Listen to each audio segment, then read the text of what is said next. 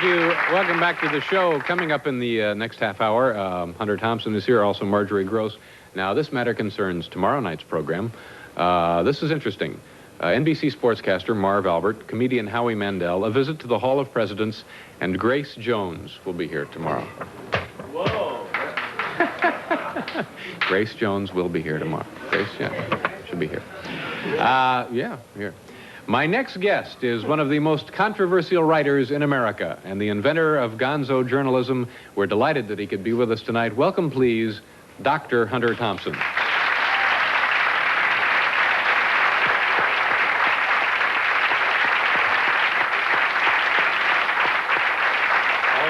Nice to see you, sir. Have a seat if you want. How are you? Oh, I am terrible. What's the matter? You don't... Well, I've been going to court every morning for 2 weeks at 7 o'clock. Yeah. And for me to go anywhere at 7 o'clock is real hard. So I tend to stay up all night. Yeah. So I stayed up all night for 2 weeks. That makes... Sure, you don't sleep at all, do you? That's about the 188th hour. Yeah. So I want to prove something. You know, I want to prove... I'm not sure what. But you feel like you're now in the middle of a mission and you will have proven something. I probably will have before this is over, yeah. All right, well, that's good. That wasn't why I came here, but yeah, I'll do something. I couldn't talk this morning at all. My voice was gone. When I called to say I can't make it, I couldn't say anything.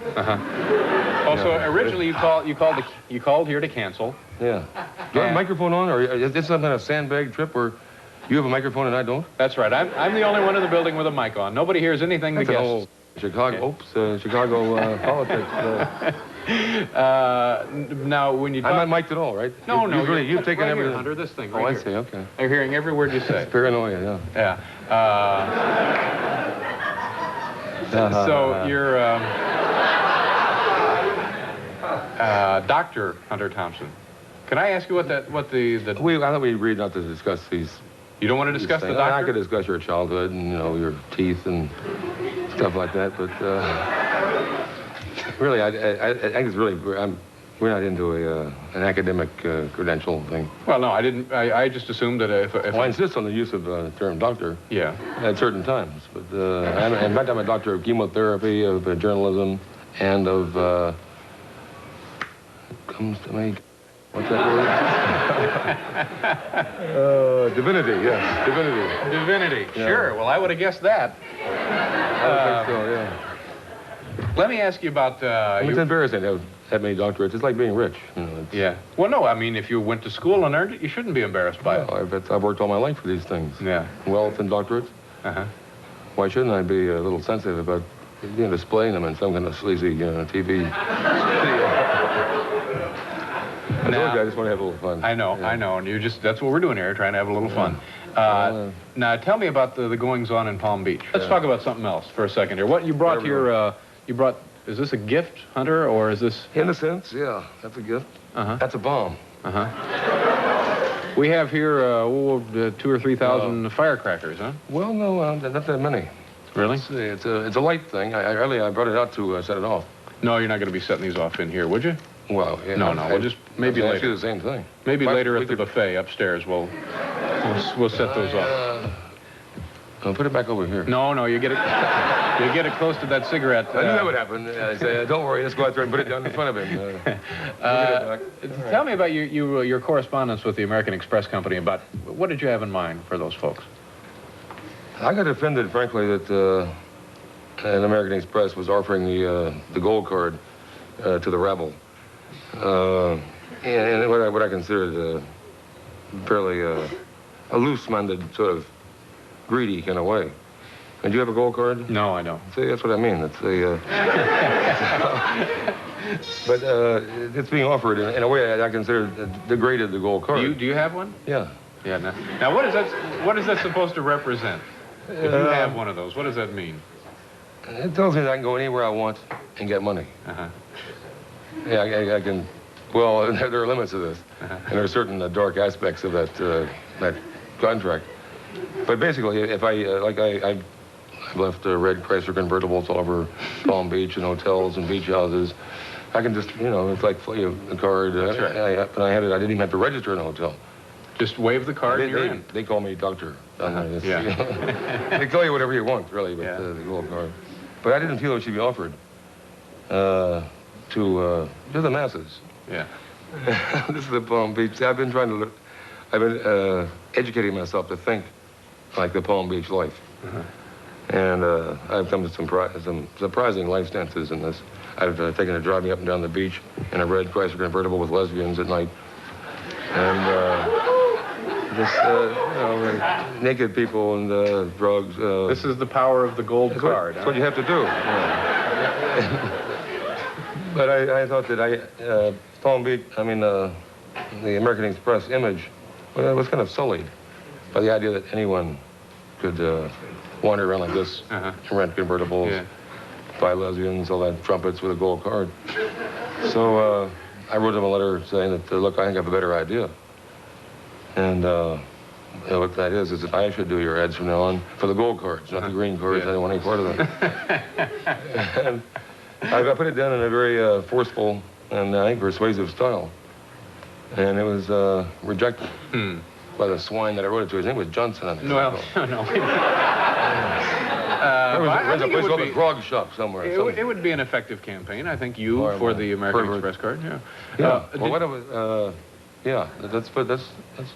I'm sure you have people here who can work on that. Yeah, oh, sure we do. We have a full staff of folks who are looking to get you commercial work. That's all they do. I don't have in the morning. I really work in the courthouses and stuff. Yeah. I'm a reporter. Yeah. Let me, now, speaking of reporters, is it true that you one time were a bowling reporter for a Puerto Rican newspaper? Oh, that's a low blow. Yeah. No, all the things I've done to bring that fellow. Is that the truth, though? It is true, yeah. Now, how does one get that position? Well, I was writing a novel at the time about San Juan. And I decided that, no, actually, reverse it. I went to San Juan and decided to write a novel about it. And what I wanted to do was work on this new English language paper, the San Juan Star. And I presented my credentials and got immediately just horribly rejected. Several friends of mine were hired. So I wrote the editor a letter saying, you're a swine, a fool, and a doomed man. Pretty much the same letter you wrote to the American Express guy, No, it was worse. And I said, I'm going to find somebody to come down here and get you for this. And lo and behold, way back in the personals, they had, columns of the New York Times on a Sunday was like a 3-line ad that said, famous international Puerto Rican sports magazine seeks chic editor, something like that. And I thought, well, I'll call that. And it was some swine, really, that's what it comes down to, who was starting what he called the Sports Illustrated of the Caribbean. It sounded real good. And plus it gave me I'm into vengeance. I like to settle these scores to the best of my ability. When you live this life, you want to settle scores. Yeah. People will get sloppy otherwise. So I went down there to work in this magazine, which I really thought was going to be a slick sports magazine. And it turned out to be a bowling sheet, a horrible thing, where I had to hang around bowling alleys at night and report the scores of the Federal League and Harold's real estate sales and Fernandez construction. How long was that fun for you? No, I sued the man. Sued him, good. As long as you got the vengeance. It's still going on. Listen, I want to ask you if you can come back and see us again. I'm sorry that we're running short on time. I'd like to continue this discussion. And I don't think I... You don't think you'll be back? Okay. Well, that saves us making phone calls tomorrow. All right. Thank you very much, Hunter. It was a pleasure meeting you. Dr. Hunter Thompson. We'll be right back with Marjorie Gross.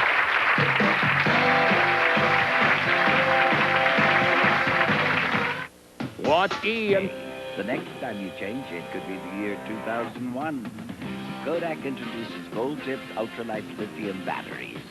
Go for the gold.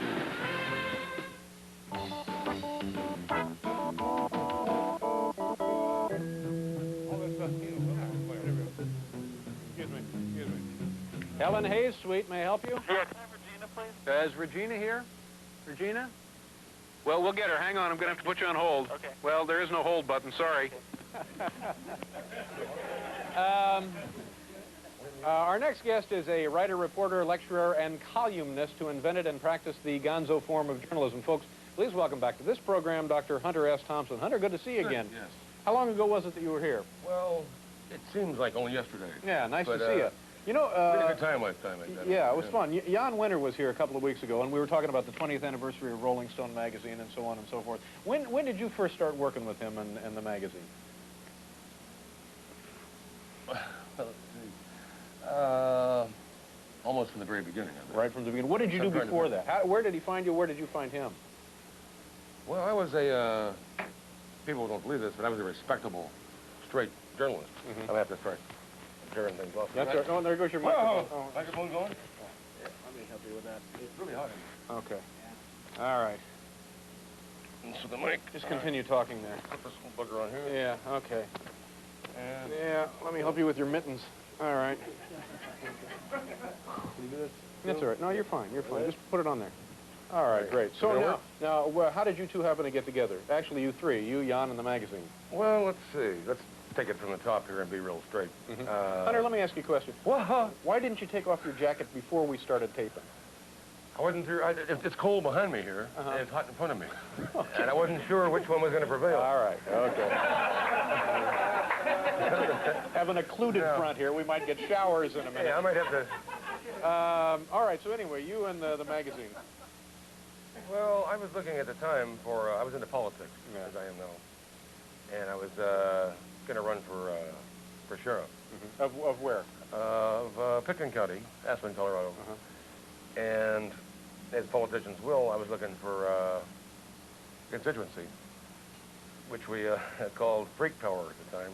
Freak Power. Freak Power. Well, we had run one campaign earlier for mayor and lost by 6 votes. And this was on the Freak Power ticket? Freak Power, yeah. Well, you'd be surprised, you know. In the old days, it worked. Yeah, I suppose it did, yeah. And it might still work. It was an honorable term. And I noticed that we had trouble registering our people for the mayoral election, which we lost by 6 votes. And I thought, well, this won't happen again. Damn it. I'm going to run for the sheriff. We're going to register these buggers. And I looked around and I thought, who's going to talk to them? And I found this obscure magazine, you know, Rolling Stone. I noticed that they were reading, you know, and they weren't into politics. And I thought, well, I will talk to Rolling Stone. I will that was the beginning of the relationship. Yeah, I put my, I went over to see Winter and put my program in there, which he printed. Do you still write for them? Yeah. Yeah, I have, well, not often. Yeah. You know, Jan, he's become a little giddy in his old age. Now, what does that mean? Oh, yeah, I don't know. Well, no, how do you feel about what the magazine has evolved to at this point? I mean, I'm a fun hog. A fun hog, yeah. And it's not as much fun as it used to be. Well, perhaps I'm sure that you probably have the same feeling about you. Remember your morning show? God, you remember the morning show? Yes, sir. That's amazing. Remember that? That was fun, I do remember right? that. Okay. So what have you been doing lately? You're living in Colorado. And I lived there for... You lived there most of Yeah, your life? I'm an extremely stable person. What do you... Tell us a little bit about the '88 presidential campaign. Oh, there I am. I'll be damned. To the monitor. Oh, heaven. All right, now we're all right. Yeah, we are. What do you think? We're testing equipment here, Hunter? Well, I don't know, man. You know, the Japanese are selling all kinds of things. Well, let's talk about the presidential campaign. What does it look like? What about the Democrats? What about Gary Hart? He's a friend of yours, right? Yeah. Gary has been a friend for a long time. Well, tell me about his situation. How did it strike you? You know, I could do like the Winston Churchill thing and say, what time do you have? You know, how did it strike you? It struck me as a really a sad thing, and it's often a part, I got to watch myself there, but he let a lot of people down because Gary was as close as we've had in a while to a president in waiting. And a lot of good people worked for the campaign. Yeah. And they're not, there are good people in politics. They're you know, more than you think.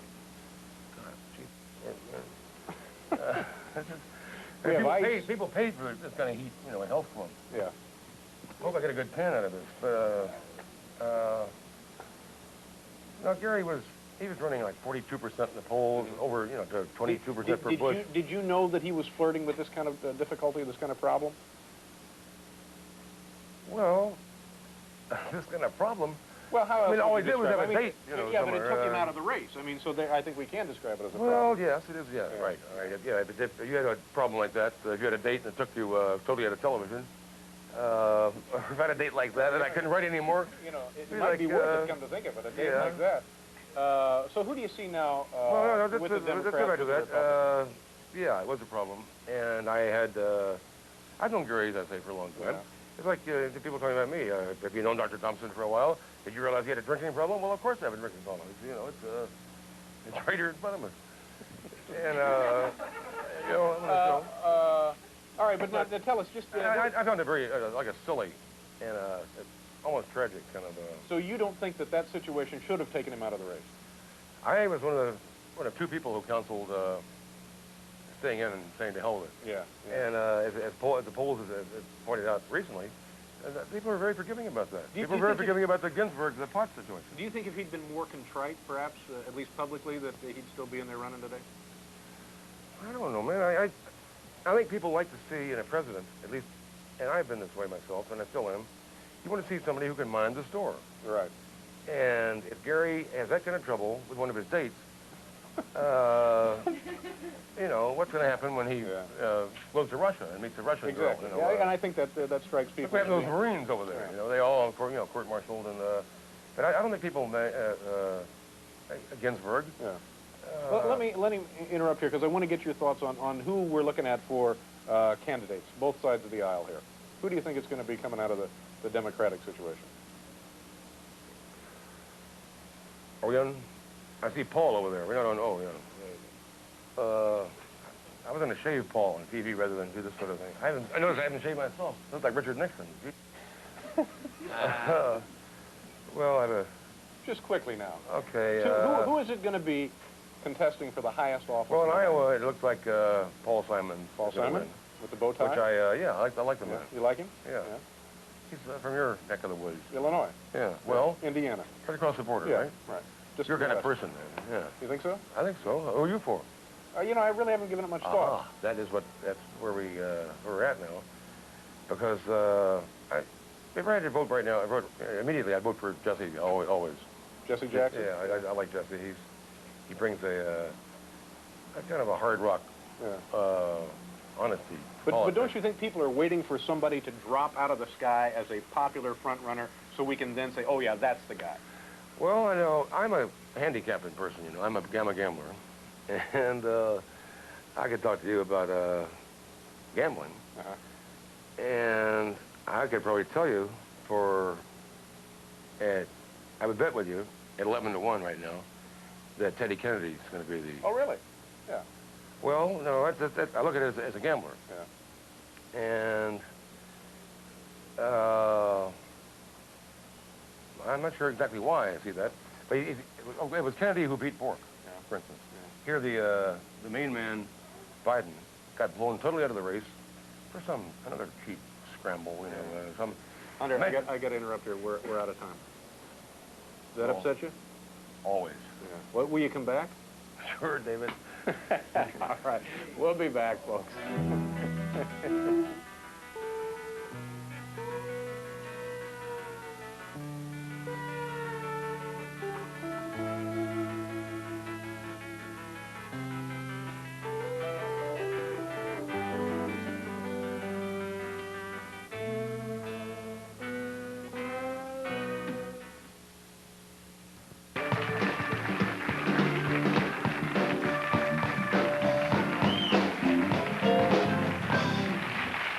Thank you.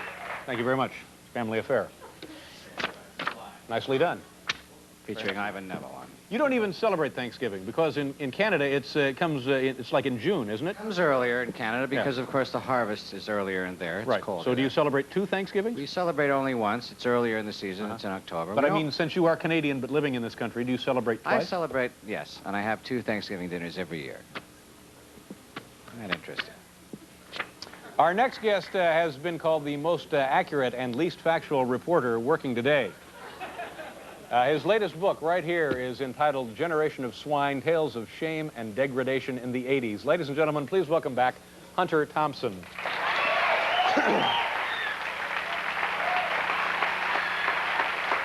Hi, Hunter. Nice to see you. How you doing? Come on over. Thank you very much for being here. How you been? Oh, thank you very much for inviting me. Yes. Yeah. Where do you make your home these days? The same place I've been making it for the last 20 years. 20 years? Where is that? Woody Creek. I invited you out there the last time we were talking. Yeah. And you were born in that area? No, I'm from Kentucky. Kentucky originally. Where are you from? Indiana right? originally, yeah. And what is your life like there? Is Colorado, you said? Peaceful. You're up in the mountains? 8,000 feet, yeah. Yeah. And what kind of a day do you have? So pick any day, for example. Do you get up early and write and stuff, or what? Yeah, I write early in the morning. I work all day long. Yeah. And then I cut the grass, you know, and I chop wood. Mm-hmm. And what do you do for recreation there? That's what I do for recreation. Yeah. I work. Do you ever hike up into the mountains? Oh, yeah, I do that for, I like to kill. And when you say kill, you're talking about what, neighbors? What? We don't want to talk about shooting people, do we? No, but you're teasing when you say you like to kill, right? Yeah. No, I'm not teasing. You know, I used to like to kill. When I realized that I was hunting in order to kill. You like hunting? I quit. Well, I did. I quit. Yeah. But I know that when you But I quit because I realized I was not hunting for meat. I was hunting because I like to kill. Yeah. Have you talked to anyone about this stuff? But I know... I don't have to. So yeah, I know. I found I don't it... have time for psycho... I found it interesting that in traveling here to be on the show, you brought with you on the airplane a rifle. Is that correct? Was it a rifle or a shotgun? I was to show it to you, but they wouldn't let me do it. Yeah. But I found it interesting that you could travel with a weapon on an airplane. David, I've told you repeatedly, if you're innocent, you can do anything. Yeah. And I am innocent, and why shouldn't I travel? Yeah, but explain the procedure to me, because... It's nothing. All you have to do is sign the red tag. I wish I'd brought the damn gun. They prevailed on me not to bring it. It's a beautiful Mark V Weatherby 300 Magnum. A collector's item. No, hey, it's a working piece of state-of-the-art killing machine. Killing machine, yeah. Well, we don't really care. Those guns are killing machines. Yeah. I don't have to use them like that, but it's comforting to know that you can kill. All right, enough of that. Now, let's talk about the who we think may be the new president of the United States. David, I heard you earlier, and you think it's going to be, or was George Bush? Well, yeah, before, but, you know, it's, it went right down to the wires, and they're still having trouble counting the votes, and so... But if it was George Bush, how would you feel about that? Are we admitting on the air that... Let's just say if it is now George Bush, how would you feel about that? Well, by the time this thing airs, I won't be in the country. That's good. Yeah, I have, for 2 years, I beat him like my friend Sims Luckett said, a red-headed stepchild. And, yeah, I was right. I think Bush is not Bush so much. Bush is hard to get in your hands on. You know, he's not really there. And I beat him, and You said things about him. You actually said threatening things about him, didn't you? Threatening? Well, the Secret Service came and told me, but I didn't really... No, let's go back to that. The Secret Service came to you and said what? Well, I was in Milwaukee, and you know how my religious bent. We've discussed this before. I have a kind of a, morality, religious, neo-religious, like the caucus, neo-liberal. And I was speaking at a Catholic university in Milwaukee, and Marquette, and I said to these gentlemen who were after me for, they wanted to talk about politics and guilt. Catholics are very much into guilt. Are you Catholic? No. But I'm certainly into guilt. If it'll help the story, I'm into guilt. I'm not. That's the whole point. Yeah. And I'm into justice. And I said to these... what are you doing? I don't know, man. Get rid of that. I said to them, if you people want to talk about politics and guilt, let me tell you something. We'll get a shortcut right here. Right. That George Bush is the guiltiest man in politics. Therefore, we have our subjects crossed. And there's a Jesuit. I said, I like Jesuits because they're smart and mean. Smart and mean. You like the Jesuits characterized as being smart and mean? I like to talk. I like to argue with Jesuits. I see. And excuse me, I have Jesuit Up here? Yeah, we get a large contingent. Well, we should bring one down. I'd like to. There's nothing better than talking to a good, mean Jesuit. Okay. Anyway. Wait a minute, let me finish this story. Yeah, this is the story about how the Secret Service... Yeah. Okay. Yeah. All right. It's a real story. Oh, yeah. And, you don't hear too many of those, do you? No. Well, I had a pretty good one earlier about a raccoon that no one seemed to enjoy, but that's... Raccoon? Yeah. A raccoon is a weird animal. Oh, tell me about it. Have you ever had one? Wait a minute, yeah. We'll get to that in a minute. I'm looking... You're making me a little jumpy, Hunter. It's good for you. Yeah. Okay. You're calming me down. We have to move along here. Now, okay. so finish the story. We're doing okay. Right. Are we doing all right? Yeah, we're doing okay. And I said to him, all right, let me tell you something. It's a theorem, as it were. And if you people take your Catholicism, your religion seriously, you would, if George Bush is the guiltiest man in politics, you would have to come up here on the stage with me and stomp him to death. I see. Well, if that's true, wouldn't you say that? I mean, if a man is totally guilty, and if they believe that, this is a very heavy, Catholic, high Catholic school. The Secret Service. But I took a vote. You voted on it. 2 to 1. 2 to 1. 2 to 1. To join me and tell me to death. The vice president to death. Yeah. On stage. On stage, yeah. No, Okay. see, we can take a vote here. No, we don't want to take any votes. But so what did the They'll get me now. What did the Secret Service say? They came to you? The Milwaukee Journal the next day ran a front page headline saying that the crazed Gonzo author advocates stomping vice president to death. I did not. I didn't do that. I just said if you believe, if you want to talk about guilt, you want to talk about religion, I'm just a hillbilly. I don't know too much about religion, but we share one thing in common, which is a sense of justice. I see. And but the Secret Service then kind of they came to. worried. I was going to Washington to cover the Iran-Contra hearings, and I kept getting calls from the Secret Service. Right. And I finally returned one, and I said, well, hey, whatever problem you have, is it going to affect my press credentials in Washington? No, I don't think wanting to stomp the vice president to death I would never stomp the vice president to death. I need these people. Okay. We, I'm telling you, we're out of time. I'm sorry. Yeah, I know. We want to hear more about this killing machine. No, I know, but we have to. The gentleman, the musician, is. Someday you'll have enough time. We can have a serious talk. I know. I think it's my fault. We wasted a lot of time, and I apologize to you. I was late. You were a little late, sure. Anyway, the book is Generation of Swine, Hunter S. Thompson. I hope it does real well for you. Nice to see you again. Happy Thanksgiving. Thank you for being here. We'll be right back. Speak English tomorrow at 9.